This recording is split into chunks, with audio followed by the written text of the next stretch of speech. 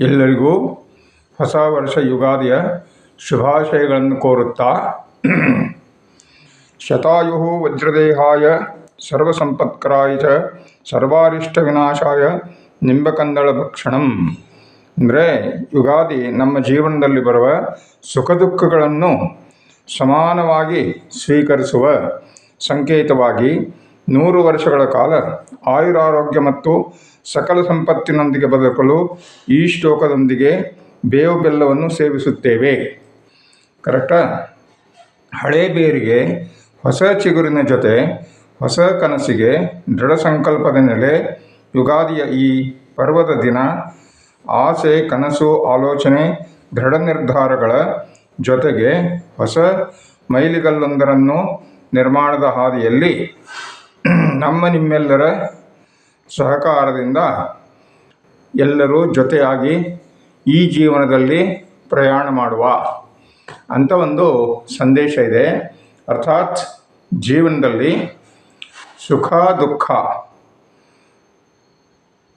ಇವೆರಡೂ ಬಂದೇ ಬರ್ತಾವೆ. ಚಕ್ರವತ್ ಪರಿವರ್ತಂತೆ ದುಃಖಾಂಚ ಸುಖಾಂಚ ಅಂತ ಹೇಳ್ತಾರೆ. ಅಂದರೆ ನಮಗೆ ಕಷ್ಟ ಸುಖಗಳು ಒಂದಾದ್ರ ಮೇಲೆ ಒಂದು ಚಕ್ರದ ಗಾಲಿಯ ಚಕ್ರದ ತರಹ ಬಂದೇ ಬರ್ತಾವೆ. ಇವತ್ತು ಸುಖ ಬಂದಿದೆ, ಅದು ಖಾಯಂ ಇರೋಲ್ಲ. ನೆಕ್ಸ್ಟು ನಮಗೆ ಸುಖ ಆದಮೇಲೆ ದುಃಖ, ದುಃಖ ಆದಮೇಲೆ ಸುಖ, ಇವು ಕಂಟಿನ್ಯೂಸ್ ಆಗಿ ಬರ್ತಾನೆ ಇರ್ತವೆ. ಇವುಗಳನ್ನು ಸಮನಾಗಿ ಸ್ವೀಕರಿಸುವಂತಹ ಒಂದು ಹಬ್ಬದ ಮುಖಾಂತರ ಸಂದೇಶ ಏನಪ್ಪ ಅಂತಂದರೆ, ನಾವು ಎರಡನ್ನು ಸಮತ್ವ ಭಾವದಲ್ಲಿ ಸ್ವೀಕರಿಸಬೇಕು. ಇದು ಯುಗಾದಿ ಹಬ್ಬದ ತಾತ್ಪರ್ಯ. ಅಂದರೆ ನಮ್ಮ ಜೀವನವನ್ನು ಸಮತೋಲನವಾಗಿಟ್ಟುಕೊಳ್ಳಬೇಕು ಅನ್ನೋದೇ ಇದರ ಅರ್ಥ. ಸಮತೋಲನ ಅಂತಂದರೆ ಇಂಬ್ಯಾಲೆನ್ಸ್ ಮಾಡೋ ಹಾಗಿಲ್ಲ, ಎಲ್ಲನೂ ಬ್ಯಾಲೆನ್ಸ್ ಮಾಡ್ಕೋಬೇಕು. ಆ ಬ್ಯಾಲೆನ್ಸ್ ಮಾಡುವಂತಹ ಒಂದು ಟೆಕ್ನಿಕ್ ಅದು ನಮಗೆ ಯೋಗಶಾಸ್ತ್ರದಲ್ಲಿ ಸಿಗುತ್ತದೆ. ಸಮತ್ವಂ ಯೋಗ ಉಚ್ಯತೆ ಅಂತ ಹೇಳ್ತಾರೆ.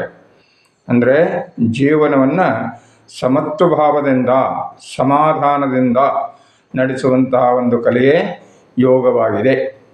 ಈ ಯೋಗ ಅಭ್ಯಾಸವನ್ನು ಪ್ರತಿನಿತ್ಯ ನಿಯಮಿತವಾಗಿ ಯೋಗ್ಯ ಗುರುಗಳ ಮಾರ್ಗದರ್ಶನದಲ್ಲಿ ಎಲ್ಲರೂ ಪುನರಾರಂಭ ಮಾಡುವ, ಅಂದರೆ ಒಂದು ರೀಕಮಿಟ್ಮೆಂಟ್. ನಮ್ಮ ಒಂದು ಜೀವನದಲ್ಲಿ ಹೊಸ ವರ್ಷಕ್ಕೆ, ನ್ಯೂ ಇಯರ್ಗೆ ರೆಸೊಲ್ಯೂಷನ್ ಅಂತ ಮಾಡ್ತಾರೆ.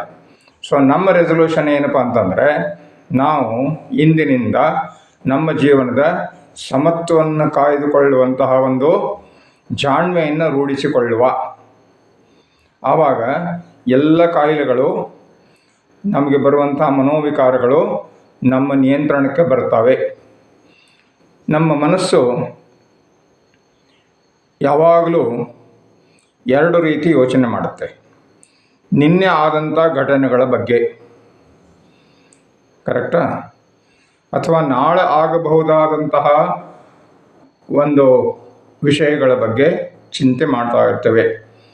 ಅಂದರೆ we are thinking either about the past R about the future. ಈಗ ನೋಡಿದರೆ ಒಂದು ಸಾಮಾನ್ಯ ಜ್ಞಾನ ಏನಪ್ಪ ಅಂದರೆ, ನಿನ್ನೆ ಅನ್ನೋದು ಆಗಿ ಹೋಗಿದೆ, ಸತ್ತು ಹೋಗಿದೆ. Past is dead, future is not at all Born. ಭವಿಷ್ಯ ಅನ್ನೋದು ಇನ್ನೂ ಹುಟ್ಟಿಲ್ಲ. ನಾವು ಹುಟ್ಟಿದೇ ಇರೋದ್ರ ಬಗ್ಗೆ ಯಾಕೆ ತಲೆ ಕೆಡಿಸ್ಕೊಳ್ಬೇಕು? Waste of energy. ಅದೇ ತರಹ ಸತ್ತು ಹೋಗಿದ್ರ ಬಗ್ಗೆನೂ ಚಿಂತೆ ಮಾಡೋದು ವೇಸ್ಟ್.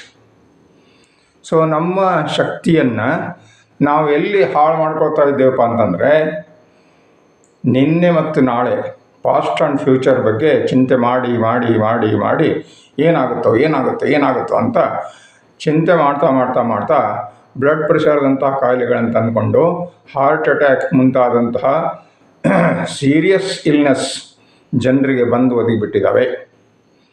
ಆ್ಯಕ್ಚುಲಿ ಸತ್ಯವಾಗಿ ನೋಡಿದರೆ ನಾಳೆ ಹೇಗಿರ್ತದಪ್ಪ ಅಂದರೆ, ಹೇಗಿರಬೇಕು ಅಂತ ಮೊದಲನೇ ಪೂರ್ವ ನಿರ್ಧಾರಿತ ಆಗಿದೆಲ್ಲ ಹಾಗಿರ್ತದೆ. ನಿನ್ನೆ ಹೇಗಿತ್ತಂದರೆ ಹೇಗಿರಬೇಕು ಅಂತ ಇಟ್ ವಾಸ್ ಪ್ರೀಡಿಸೈನ್ಡ್, ಅದು ಆ ಥರ ನಡೆದು ಹೋಗಿದೆ. ಆದ್ದರಿಂದ ಗತಿಸಿ ಹೋದ ಮಾತಿಗೆ ಚಿಂತಿಸಿ ಫಲವಿಲ್ಲ. ಮುಂದೆ ಬರುವಂತಹ ಭವಿಷ್ಯದ ಬಗ್ಗೆನೂ ಬಹಳಷ್ಟು ಚಿಂತೆ ಮಾಡೋ ಅವಶ್ಯಕತೆ ಇಲ್ಲ. ಆದ್ದರಿಂದ ನಮ್ಮ ಕಣ್ಣೆದುರಿಗೆ ಸತ್ಯವಾಗಿ ನೋಡಿದಾಗ ನಿಜವಾಗಿಯೂ ನಾಳೆ ಮತ್ತು ನಿನ್ನೆಗಳಿಲ್ಲ. ಇಂದಿನ ದಿನ ಮಾತ್ರ ನಮ್ಮ ಎದುರಿಗಿದೆ, ಈ ಕ್ಷಣ. ಮುಂದಿನ ಕ್ಷಣ ಏನಾಗುತ್ತೆ ಅಂತ ನಮ್ಗೆ ಗೊತ್ತಿಲ್ಲ. ನಿಮ್ಗೆ ಗೊತ್ತಿದೆಯಾ? ಇಲ್ಲ. ಹಾಗಿದ್ಮೇಲೆ ನಾವು ಯಾಕೆ ಅದರ ಬಗ್ಗೆ ತಲೆ ಕೆಡಿಸ್ಕೊಳ್ಬೇಕು, ನಮ್ಮ ಆರೋಗ್ಯವನ್ನು ಹಾಳು ಮಾಡಿಕೊಳ್ಬೇಕು ಅನ್ನೋದು ಪ್ರಶ್ನೆ.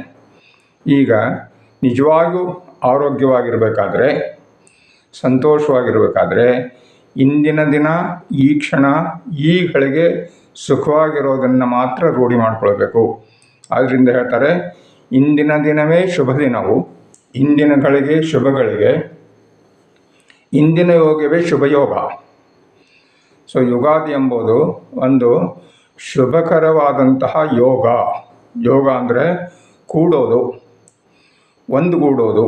ನಾವೆಲ್ಲರೂ ಒಂದಾಗಿ ಕೂಡಿ ನಮ್ಮ ಜೀವನವನ್ನು ಸಹಕಾರದಿಂದ, ಪರಸ್ಪರವಾದಂತಹ ಅಭಿಪ್ರಾಯಗಳಿಂದ ಸುಸೂತ್ರವಾಗಿ ಸುಖವಾಗಿ ನಡೆಸುವಂತಹ ವಿಚಾರವನ್ನು ಮಾಡುವ.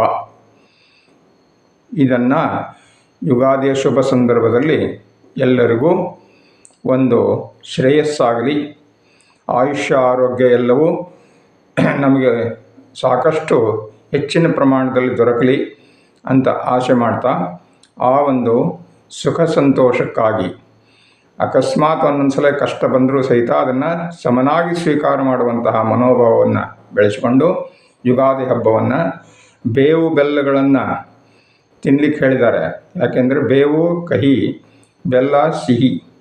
ಸೊ ಜೀವನ ಕೂಡ ಸಿಹಿ ಕಹಿ ಇವುಗಳ ಮಿಶ್ರಣ ಆಗಿದ್ದರಿಂದ ನಾವು ಬರೀ ಸಿಹಿ ಬೇಕಂತ ಅನ್ನೋ ಹಾಗಿಲ್ಲ, ಡಯಾಬಿಟಿಸ್ ಬಂದುಬಿಡ್ತದೆ.